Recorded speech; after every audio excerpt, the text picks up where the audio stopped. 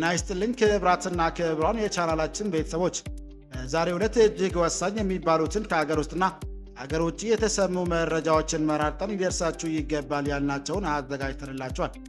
መተጋገዝ ባህላችን ሰብስክራይብ ያላደረጋችሁ ሰብስክራይብ እያደረጋችሁ ጎን ለጎን ፈጣንና የእውነት ሚዲያ አባል እንድትሆኑ እያልን በቅድሚያ አርዕስተ ዜና እናሰማችኋለን።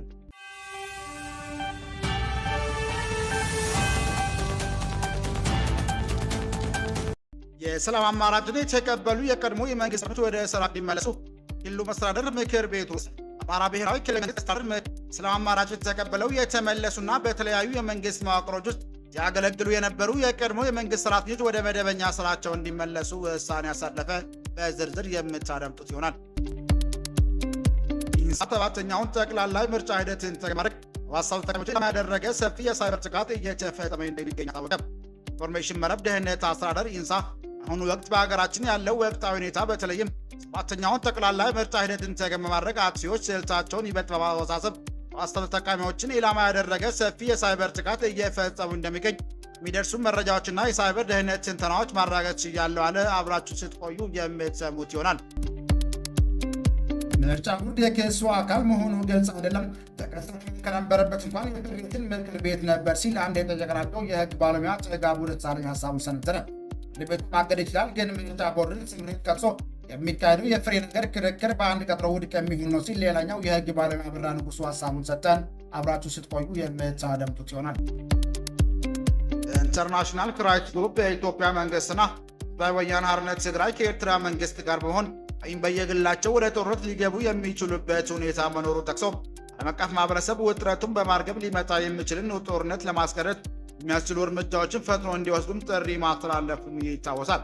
ዓለም ዙሪያ በሚከሰቱ ወይም ሊከሰቱ የሚችሉ ግጭቶች ጦርነት ላይ ጥናቶችን በማካሄድ ምክረ ሀሳቦችን በማቅረብ የሚታወቀው ኢንተርናሽናል ክራይሲስ ግሩፕ ባለፈው ሳምንት በኢትዮጵያ ላይ ባወጣው ሪፖርት በአሁኑ ወቅት በአፍሪካ ቀንድ አውዳሚው በስፋት እየተጠቀሰ ካለው የሱዳን ጦርነት በተጨማሪ መንግስትና ህዝባዊ ሓርነት ትግራይ ከኤርትራ መንግስት ጋር በመሆን በየግላቸው ወደ ጦርነት ሊገቡ የሚችሉበት ሁኔታ መኖሩን ጠቀሰ።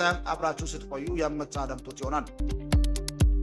መጋቢት ወር 1/3 የሚሆነው የሶማሊያ ህዝብ ለከፍተኛ ረሃብ እንደሚጋለጥ ዘመድ አስጠነቀቀ። ሶማሊያ ውስጥ በመጋቢት ወር 6.5 ሚሊዮን የሚጠጋ ወይም ጠቅላላ የሀገሪቱ ህዝብ 1/3 የሚሆነው የዜጎች ቁጥር ለከፋ የረሃብ አደጋ እንደሚጋለጥ የተባበሩት መንግስታት ድርጅት ባለስልጣናት አስጠነቀቀ። በዝርዝር የምትሰሙት ይሆናል። ክቡራን አድማጮቻችን አብረን ስንቆይ ይህንና ሌሎች ያዘጋጀንላችሁን ወደ እናንተ እናቀርባለን። ድጋሚ ለዚህ ቻናል አዲስ የሆናችሁ ሰብስክራይብ እንድታደርጉ እያልን ወደ ዝርዝር መረጃው አቀናን።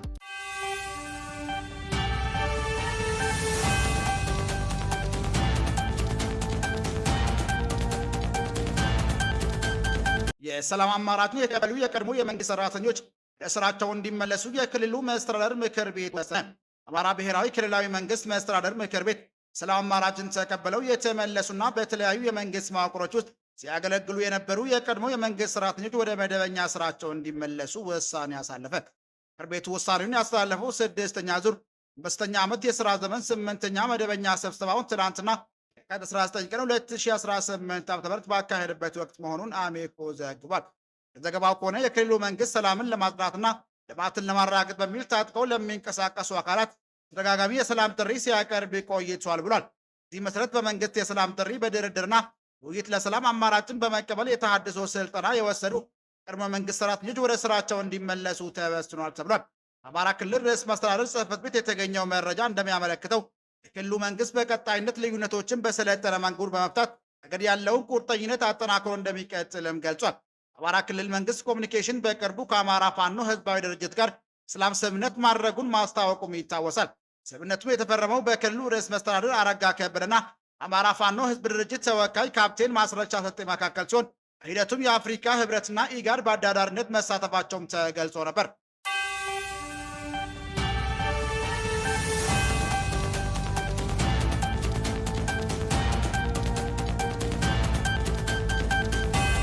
ኢንሳ 7ኛው ጠቅላላ የምርጫ ሂደትን ተገን በማድረግ ዋትስአፕ ተጠቃሚዎችን ኢላማ ያደረገ ሰፊ የሳይበር ጥቃት እየተፈጸመ እንደሚገኝ አስታወቀ። ኢንፎርሜሽን መረብ ደህንነት አስተዳደር ኢንሳ አሁን ወቅት በሀገራችን ያለው ወቅታዊ ሁኔታ በተለይም 7ኛውን ጠቅላላ ምርጫ ሂደትን ተገን በማድረግ አጥፊዎች ስልታቸውን ይበልጥ በማሰባሰብ የዋትሳፕ ተጠቃሚዎችን ኢላማ ያደረገ ሰፊ የሳይበር ጥቃት እየፈጸሙ እንደሚገኝ የሚደርሱ መረጃዎችና የሳይበር ደህንነት ትንተናዎች ማረጋገጥ ችያለሁ አለ። አስተዳደሩ ባስተላለፈው አስቸኳይ የጥንቃቄ መልእክቱ ላይ ጥቃቱ በተለይ ከፍተኛ የመንግስት የስራ ኃላፊዎችን፣ በውጭ ሀገር የሚኖሩ ተማሪዎችን፣ ርቀት ሆነው በዲጂታል አምራች የሚማሩ ግለሰቦችና ተጽዕኖ ፈጣሪ ግለሰቦችን ኢላማ ያደረገ መሆኑ ነው የተገለጸው። መረጃው መንታፊዎች ከሚጠቀሙባቸው ዋና ዋና የጠለፋ ስልቶች መካከል የተለያዩ የፖለቲካ ፓርቲዎች ደጋፊ የምስልና የፓርቲዎችን አርማ በመጠቀም ፓርቲያችን ድጋፋቸውን እዚህ ሊንክ ላይ በመጫን ይግለጹ ወይም ምርጫ ቅስቀሳ ቡድናቸውን ይቀላቀሉ የሚሉ አሳሳች መልእክቶችን መላክ አንዱ መሆኑን ጠቁሟል። ተጨማሪም የምርጫ ጣቢያዎችን ለማወቅ፣ እጩዎችን ዝርዝር ለመለየት ወይም የምርጫ ውጤቶችን በቅድሚያ ለማግኘት የሚሉ አሳሳች ማስጠንቀቂያዎችን ሊንክስ በመጠቀም የተጠቃሚዎችን የዋትሳፕ አካውንት በቁጥራቸው ስር እንደሚያውሉም አመላክቷል። አስተዳደሩ በጥንቃቄ መልእክቱ ተከታታይ ጠለፋና የማንነት ስልቶች ሌላኛው ስልት መሆኑን የገለጸ ሲሆን ይህ ስልት እጅግ አደገኛ የሆነው ጥቃቱ የሚመጣው የሚታወቀውና ከቅርብ ሰው በመሆኑ ነው ብሏል።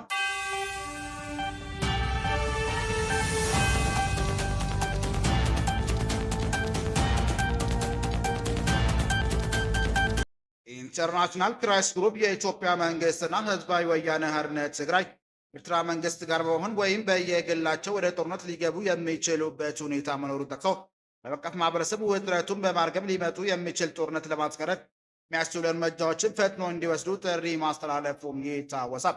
ዓለም ዙሪያ በሚከሰቱ ወይም ሊከሰቱ የሚችሉ ግጭት፣ ጦርነት ላይ ጥናቶችን በማካሄድ ምክር ሀሳቦችን በማቅረብ የሚታወቀው ኢንተርናሽናል ክራይሲስ ግሩፕ ባለፈው ሳምንት በኢትዮጵያ ላይ ባወጣው ሪፖርት አሁን ወቅት በአፍሪካ ቀንድ በአውዳሚነት በስፋት እየተጠቀሰ ካለው ሱዳን እርስ በርስ ጦርነት በተጨማሪ የኢትዮጵያ መንግስትና ህዝባዊ ወያነ ሓርነት ትግራይ ኤርትራ መንግስት ጋር በመሆን ወይም በየግላቸው ወደ ጦርነት ሊገቡ የሚችሉበት ሁኔታ መኖሩን ጠቅሶ ዓለም አቀፍ ማህበረሰብ ውጥረቱን በማርገብ ሊመጣ የሚችል ጦርነት ለማስቀረት የሚያስችሉ እርምጃዎችን ፈጥኖ እንዲወስዱ ጥሪ ማስተላለፉን ይታወሳል።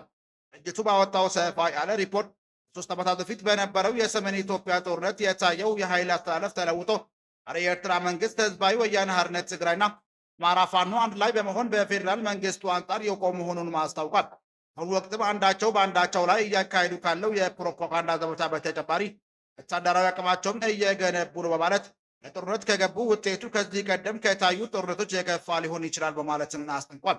ኢደብሊው የድርጅቱ ሪፖርት መነሻ ማድረግ ማብራሪያ እንዲሰጡ በክራይሲስ ግሩፕ የአፍሪካ ቀንድ ምክትል ዳይሬክተር የሆኑት ሚስተር ማግነት ቴይለርን ከናይሮቢ በስልክ ጠይቆ ነበር።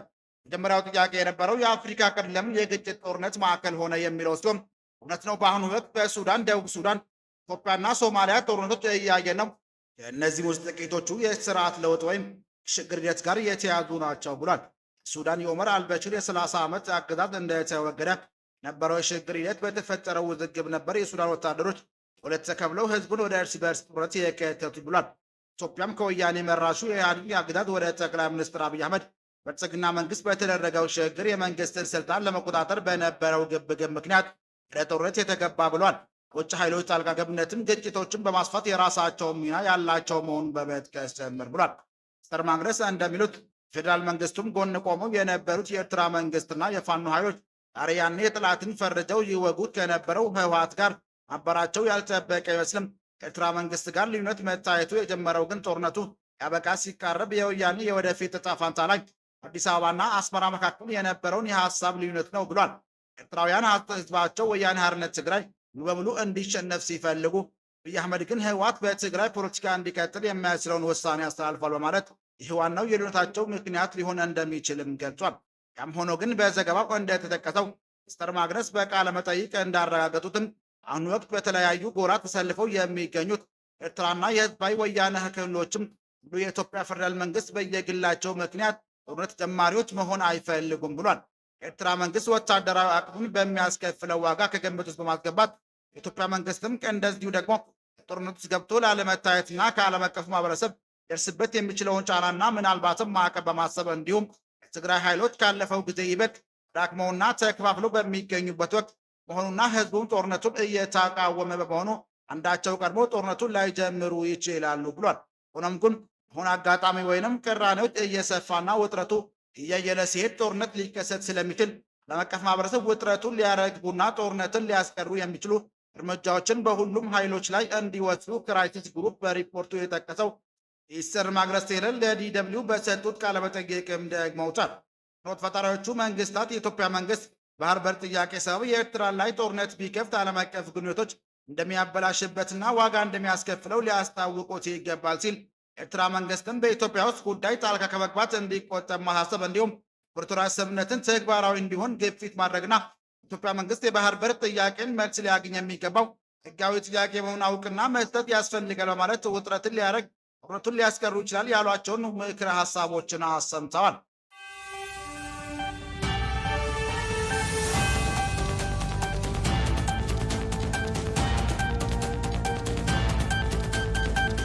የሱ አካል መሆኑ ግልጽ አይደለም።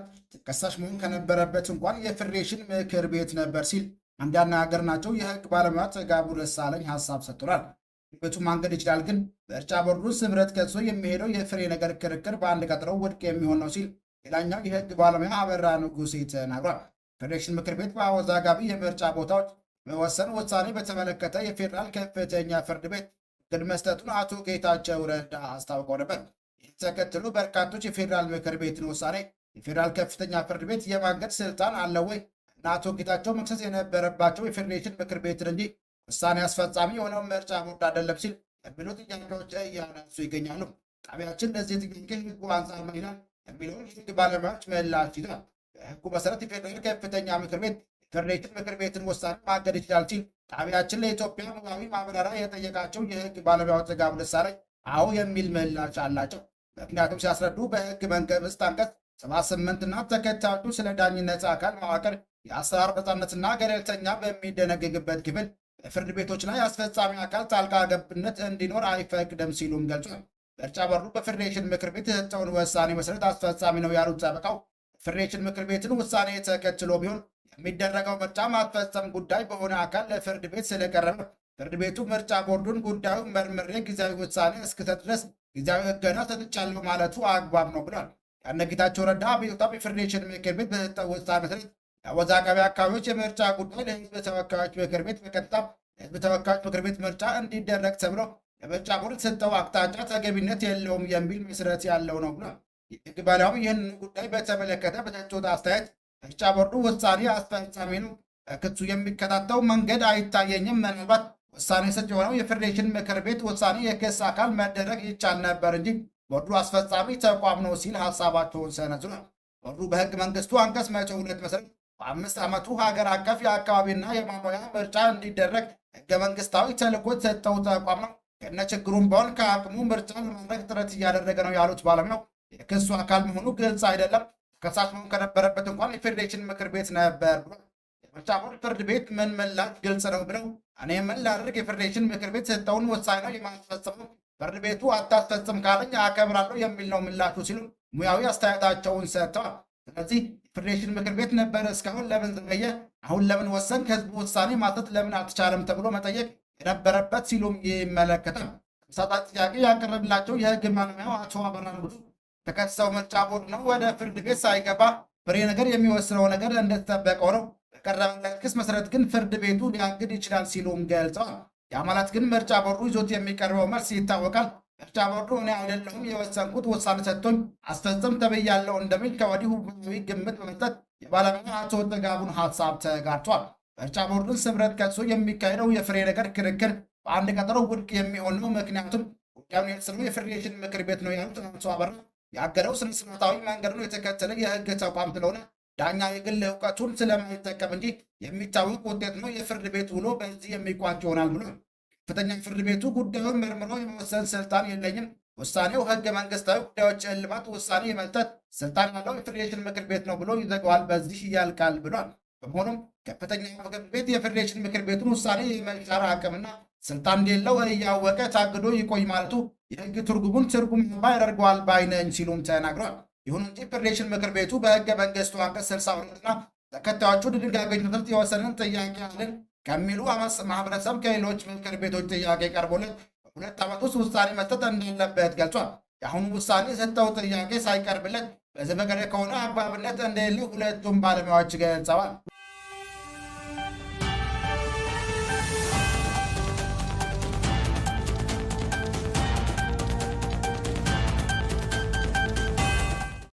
በመጋቢት ወር 1/3 የሚሆነው የሶማሊያ ህዝብ ለከፍተኛ ረሃብ እንደሚጋለጥ ተመድ አስጠነቀቀ።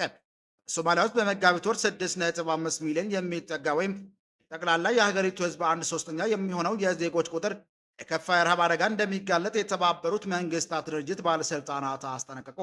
ይህ ቁጥር ካለፈው ጥር ወር ጋር ሲነጻጸር የ1.7 ሚሊዮን ጭማሪ አሳይቷልም ተብሏል። ዓለም የምግብ ፕሮግራም የአደጋ ጊዜ ግጭቶች ምላሽ ዳይሬክቶሬት ስሚዝ ረቡዕ ዕለት በተመድ ዋና መስሪያ ቤት በቪዲዮ ሊንክ ላይ ለጋዜጠኞች በሰጠው መግለጫ ማክሰኞ ዕለት ይፋ የሆነው የተቀናጀ የምግብ ዋስትና ደረጃ ሪፖርት በሶማሊያ ያለውን ሰብአዊ ሁኔታ በከፍተኛ ደረጃ ማሽቆልቆሉን አረጋግጧል ብሏል። ዳይሬክተሩ አክሎም እነዚህ ተረጂዎች መካከል 2 ሚሊዮን የሚሆኑት እጅግ ተጋላጭ የሆኑ ሴቶችና ህጻናት ለከፋ ረሃብ ይጋለጣሉ ተብሎ ይጠበቃል ያሉ ሲሆን ጎርጎሮሳውያኑ 2026 ከ1.8 ሚሊዮን በላይ እድሜያቸው ከ5 ዓመት በታች የሆኑ ህጻናት ለከባድ የምግብ እጥረት እንደሚጋለጡም ገልጿል። እንደ ስሚዝ ገለጻ ሶማሊያ በአሁኑ ወቅት ሁለት ተከታታይ የዝናብ ወቅቶች በመቅረት የቀጠለው ግጭትና አለመረጋጋት እንዲሁም ሺዎች የሚቆጠሩ ሰዎች መጠለያና መሰረታዊ አገልግሎት ፍለጋ ከቀያቸው መፈናቀላቸው ሳቢያ እጅግ ውስብስብ በሆኑ የረሃብ ቁጥር ውስጥ ተገኝተዋል ብሏል። በሌላ በኩል እንደ ዓለም የምግብ ፕሮግራም ያሉ በሶማሊያ የሚንቀሳቀሱ ተቋማት ከፍተኛ የሀብት እጥረት እያጋጠማቸው መሆኑን ስሚዝ አስጠንቅቀዋል። ክቡራን አድማጮቻችን ለዛሬ ያዘጋጀንላችሁ መረጃዎች ይህን ይመስል ነበር። ሰብስክራይብ ማድረግ፣ ደውል ምልክቱን መንካት እንዳይጠፋችሁ እያልን ሌላ ዜና እስክንገናኝ ድረስ መልካም ቀን